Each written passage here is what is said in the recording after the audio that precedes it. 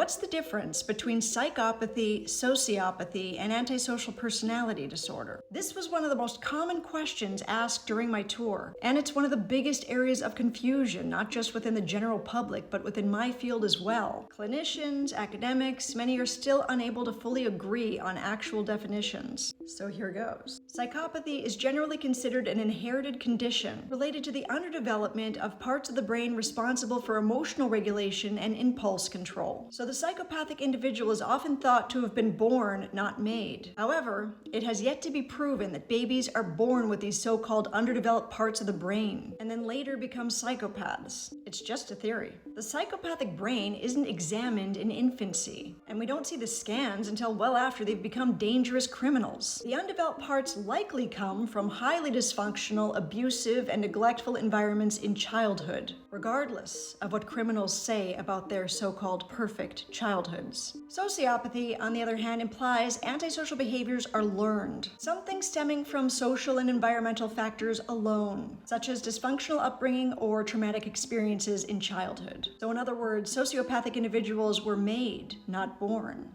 And yet, how can someone prove that there were zero genetic factors that contributed to the development of the condition and later behaviors? Psychopaths are generally viewed as more controlled and charming. Their manipulation is more detached. They plan way ahead. These individuals might be disturbed to the point of not recognizing the difference between right and wrong. Sociopaths, on the other hand, have less consistent behavior than psychopaths. Their experience of anxiety is expressed outward, and they find rage far harder to control. They may act without forehand thought, and as a result have a harder time blending in. The inconsistencies between their words and their lives may be easier to see. In my opinion, sociopathy can be understood as a kind of a psychopathy light.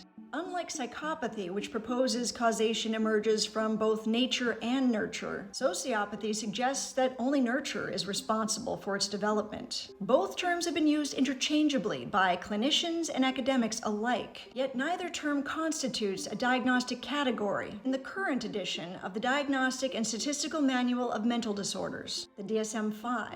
So antisocial personality disorder is the diagnostic term for things that are considered sociopathic or psychopathic in behavior. So here's the official definition of antisocial personality disorder. You can see there's a pervasive pattern of disregard for and violation of the rights of others occurring since the age of 15 years. Failure to conform to laws and social norms, deceitfulness, impulsivity or failure to plan ahead, irritability and aggressiveness, reckless disregard for safety of self and others, consistent irresponsibility, and a lack of remorse. The individual needs to be at least 18 years of age, and there's also been evidence of conduct disorder with onset before age 15. Nature and nurture both play a role in the development of antisocial personality disorder, yet the reasons behind its development are still not fully understood. People often assume that those with antisocial personality disorders are always criminals and are easy to spot, but many are unaware of the disorder and may never be diagnosed. The vast majority of criminals, we're talking 80 to